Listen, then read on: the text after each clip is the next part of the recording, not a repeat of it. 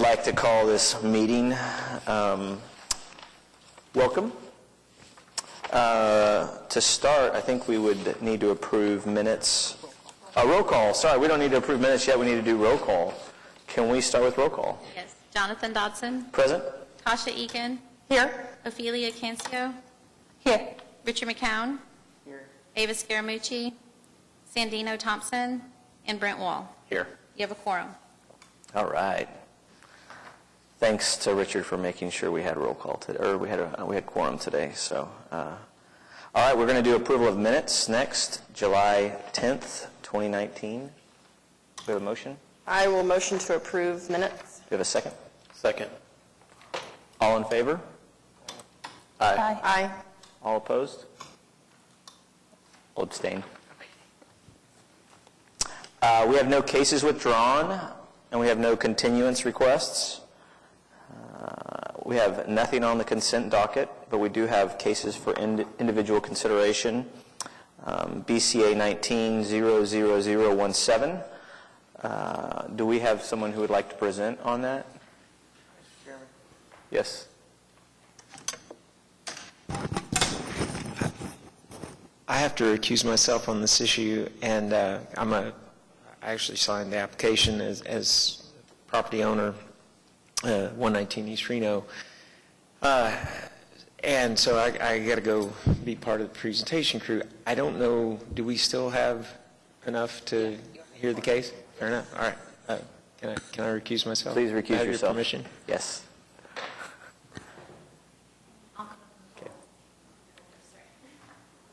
Yeah, this application is for a metal shipping container at the northwest corner of East Reno and Mickey Mantle Drive, across from the Chickasaw Bricktown Ballpark. See the location here on the map. The applicant has submitted a detailed aerial view, and here's a site plan for the project showing the canal here on the left with the installation here at the corner. This is the plan view of the shipping container, or excuse me, the elevation. And there's some more elevations, but I wanted to get to detailed view and then photosim view of what they're proposing.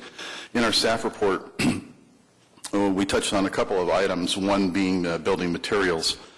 And the overriding premise of the guideline that we're talking about is being consistent, or compatible, excuse me, with the surroundings. And compatible does not mean it has to match. It just means it can exist in harmony with the surroundings. And we've come to the conclusion in our analysis or assessment of the application that we feel that this application is compatible with the surroundings, despite the fact that it's not being built out of brick. Secondarily, we've touched a little bit on the paint and color. The original submittal came in with this blue color. We suggested, and the applicant responded with a alternative design that shows a red color version to better blend in with the brick colors of the surrounding buildings. However, our conclusion and our recommendation to the commission is that we feel that the blue is an appropriate color to kind of highlight the presence of this installation at the corner. Those decisions are up to the committee. We've recommended approval of the project with the blue color. It's certainly the purview of the committee to have them change the color or come up with a different color of the two that, besides the two that have been presented to you. That concludes our presentation. We're prepared to respond to any questions the committee may have. Thanks, Michael. Any questions? Did the city like blue or red? I got confused. Sorry. We're fine with the blue. Okay. What we asked that they presented the red color so the committee could have something to compare it to and see how that fit in. All right.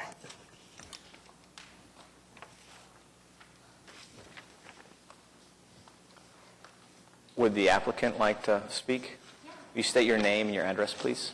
Yes, so my name is Rania Fergatson, and I am the Director of Social Enterprise at the Homeless Alliance. I live at 1735 Northwest 12th Street in Ward 6 in Oklahoma City, and then the address property is 131 East Reno that we're discussing. And so I know that the committee doesn't make decisions based on like the merit of the business within the structure, but I feel like for the purpose of this structure, I would love to give a little bit of background information on what we hope to do within this mini shipping container. And so Sasquatch Shaved Ice is a supportive employment program at the Homeless Alliance.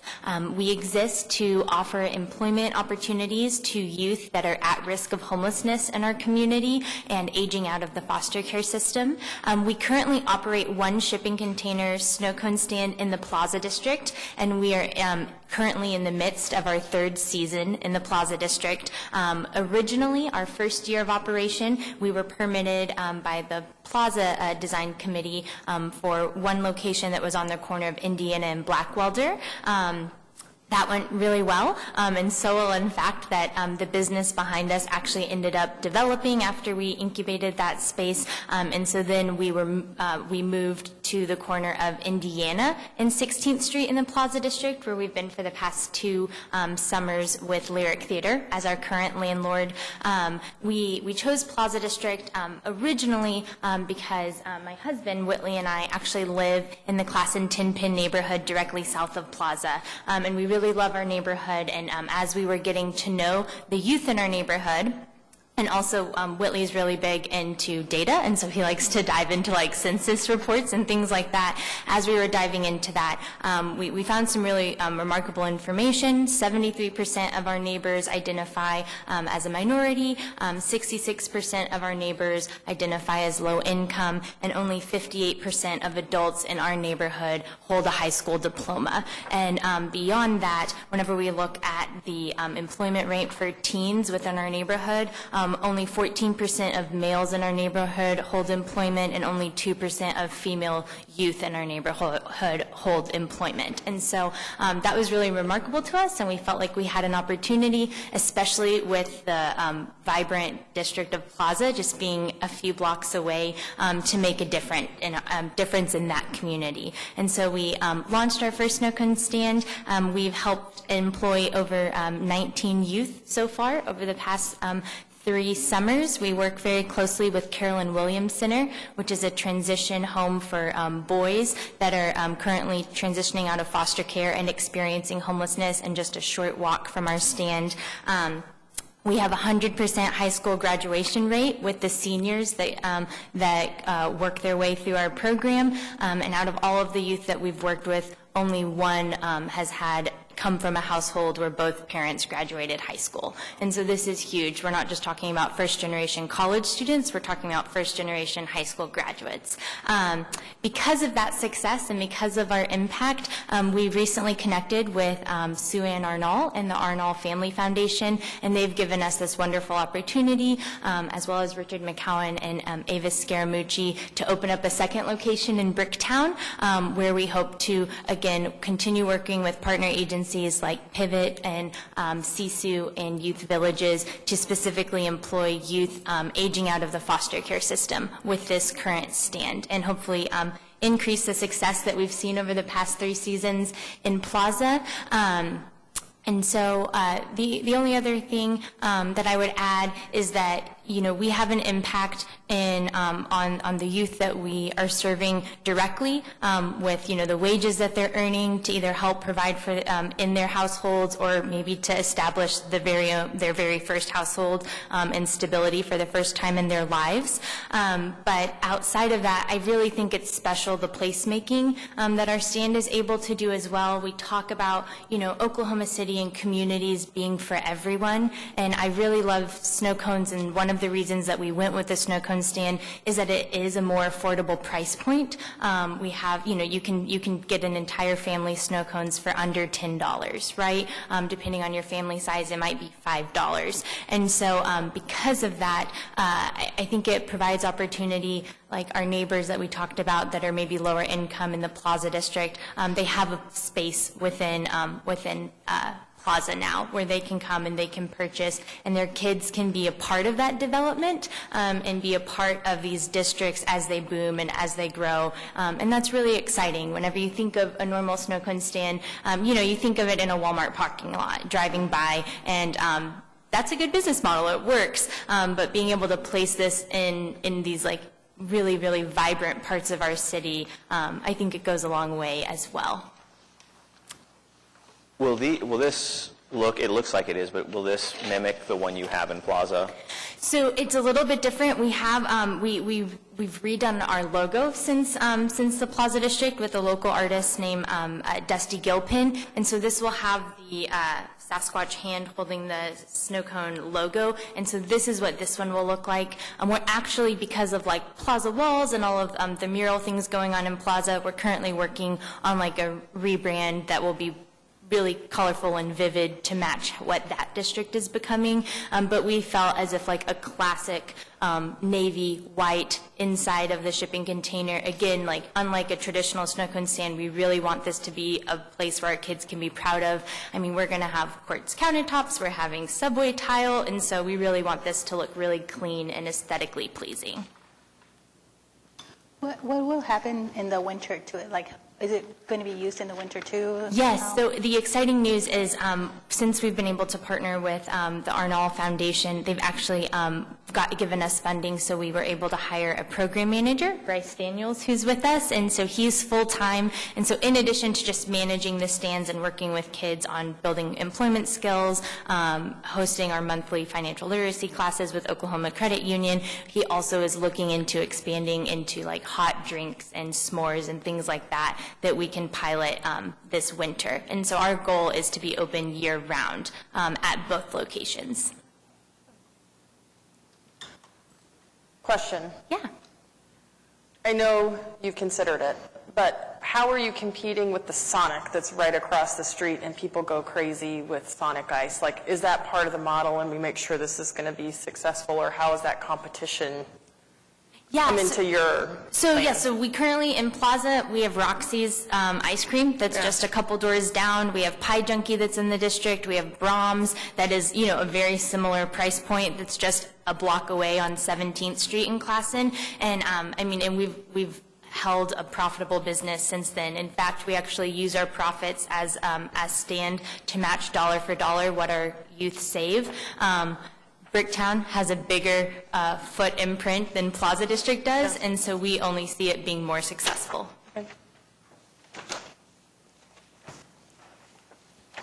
Is the setback for the sitting enough? You think that won't block like pedestrians walking through on the sidewalk? Yes, so we are completely out of the right of way, and that was very intentional. So we are entirely, I don't have, sorry, right in front of me, but we have the footage on there for how many feet we are away from the property line and how many feet we are away from the sidewalk, I believe.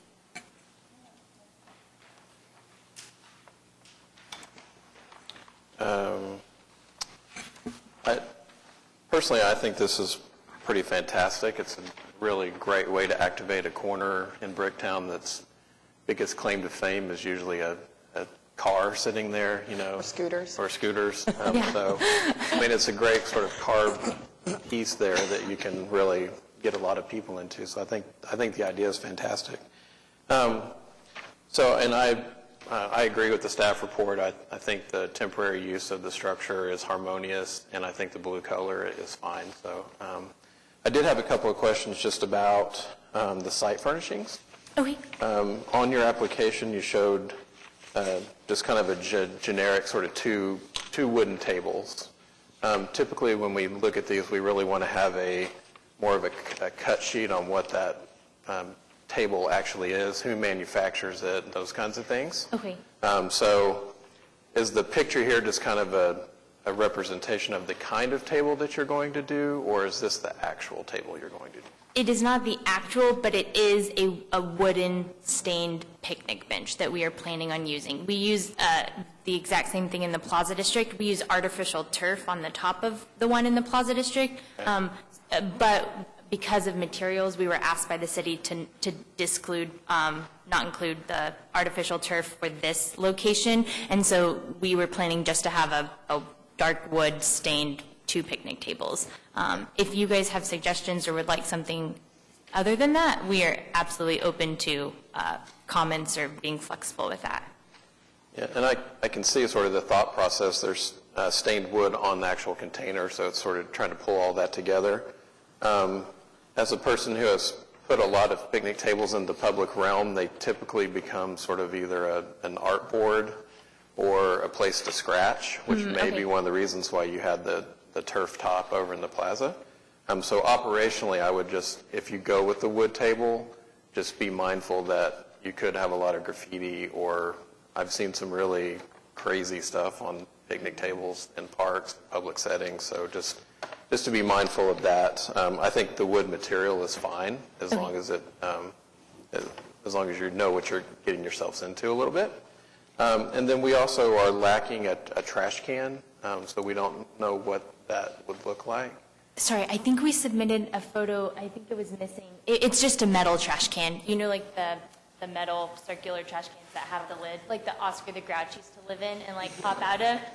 That's what we use in Plaza, and that's what we're proposing, one on each, by each serving window for people to throw their trash away.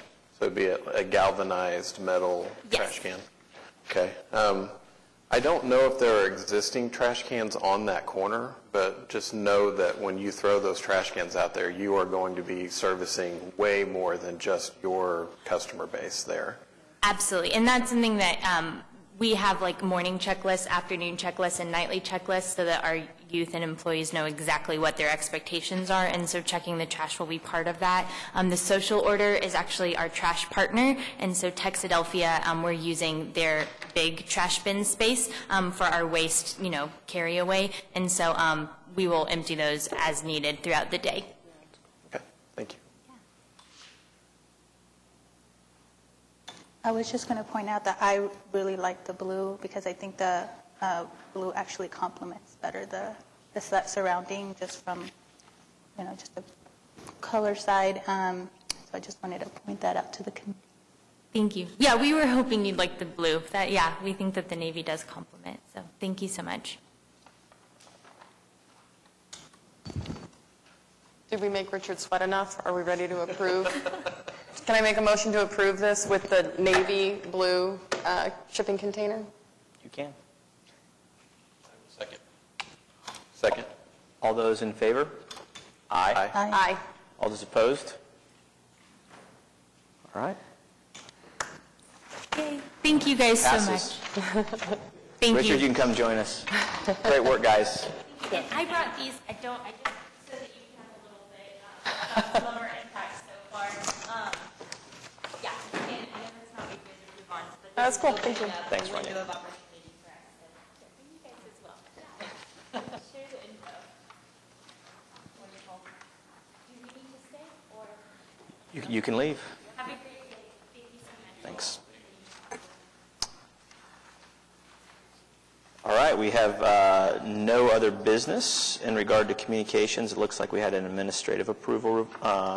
Michael, you want to talk briefly about that? Yeah, this is just a new sign and some awnings on the south side of the building at 115 East California, which is facing the canal. You may recall in your July communications report, you had signs for the same facility on the north side facing Flaming Lips. So they just happened to not be able to put them all together under one application, so we had 2 there.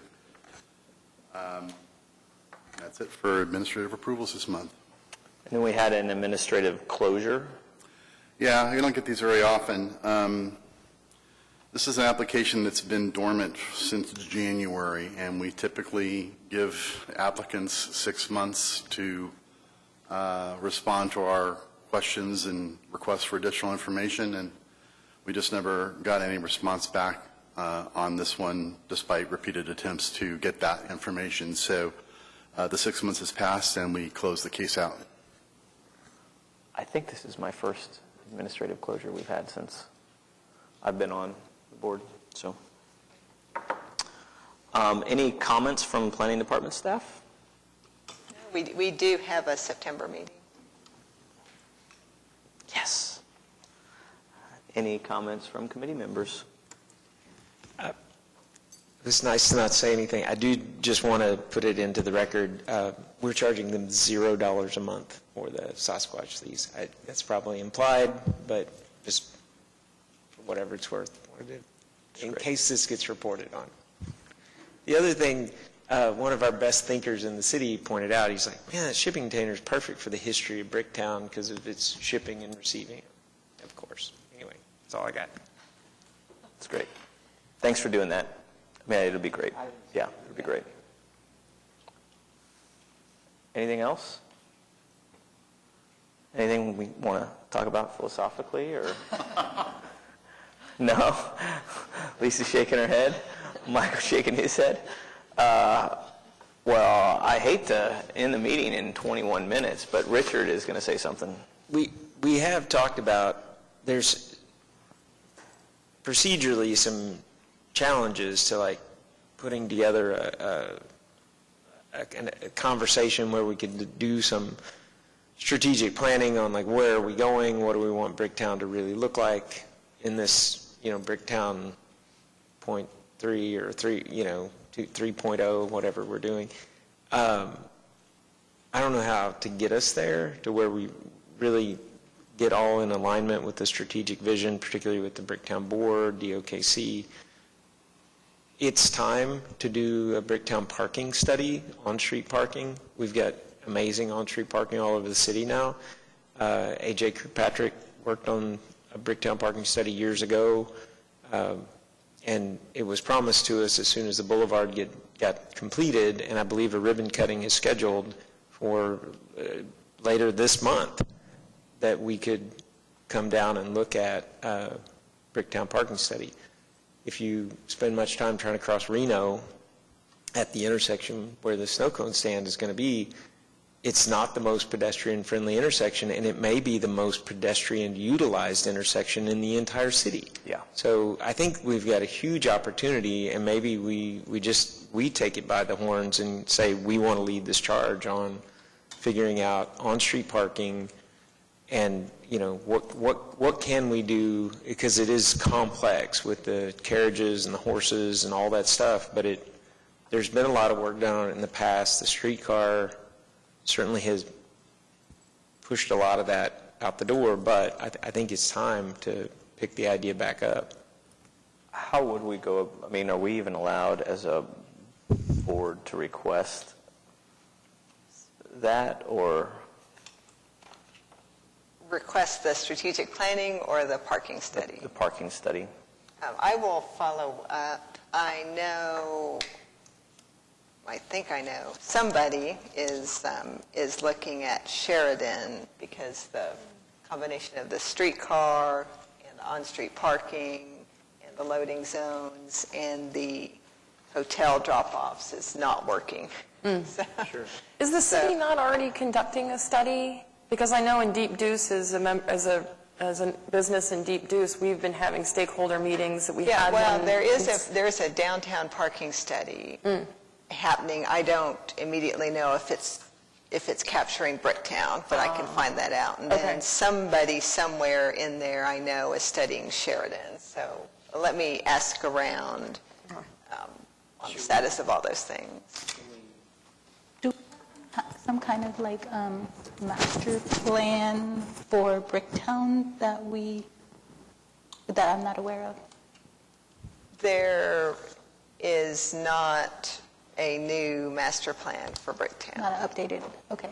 What was the one is there one that's just old or? Well, the most current, it's more of it's not as detailed as a master plan, but the downtown development framework that was adopted at the end of 2015 captured a lot of the height and massing and land use typologies, and we codified that in the last Bricktown updates, the most ordinance updates, and that was in 2016, 2017, Yeah, right, 2016, yeah. 2017, the most significant pieces of that were to distinguish the material and design guidelines for new structures and existing. We also designated East Bricktown and West Bricktown and defined different height maximums for each of those. Those were the most significant changes of that. I was just going to Go ahead. add to the parking study. I think it would be, part of that strategic planning to Bricktown's connectiveness to the surrounding areas, not just through the car, but through the other forms of transportation, like incorporating that in the parking study, or just like the study of like just how to maneuver through Bricktown, connecting it to the surrounding. Oh, sure. We are also starting phase 2 of the development code update. The consultant was in town last week, and we toured around both the urban core and the periphery. And so in the year ahead, there'll be various calls for stakeholder groups and meetings mostly centered around, I don't think they'll be centered around areas, but around issues. So you guys will definitely be on the list of people to DOKC forwarded me a charrette for Bricktown and Deep Deuce district for parking, and it is September 4th. So So it sounds like DOKC is leading that. it sounds like I need to talk with DOKC and let's see and make sure all these people are invited. I just assumed you probably would have been invited. I don't know how, don't have that email. What'd you say? Who did it go to? It came from DOKC. But what groups did you say were? The meeting name is Kimley Horde Stakeholder Meeting, Bricktown and Deep Deuce. Kimley Horn is who's doing the downtown park. And so study, Deep Deuce and Bricktown are lumped together. We did have one initial stakeholder meeting some months ago that I could look on my calendar, and this Okay, is so it must be included then. they're because- together, it looks because- like. Yeah. Richard just doesn't own enough property to be on that list. I own my desk maybe, so that's how I got there. Standing desk too. I can forward this out and CC Mallory so that everyone else can have, or send it. I don't want to make a quorum in an email here, so I'll send it. Send it to staff and. Okay. Fantastic. I don't know the meeting date off the top of my head for September, but could we just put it on the agenda so that we can discuss it in September? Whatever we. Our September meeting date would be The 11th, right? the 11th. That's and a week after. It's a week after the charrette happens. That way, we've just put it on notice that we'll be discussing on-street parking in Bricktown, and you never know who might want to come out and cheer us on. Lisa, is that something that we can do? Can we add that to? Yeah, I was going to, do you want me to see if DOKC and or Kimley Horn can attend? That'd be great. Sure. Yeah. Yeah. You okay with that? Okay, Okay. I will work on it. Thank you. All right, well, I guess on that note, does anyone else have anything else to say? I call this meeting adjourned.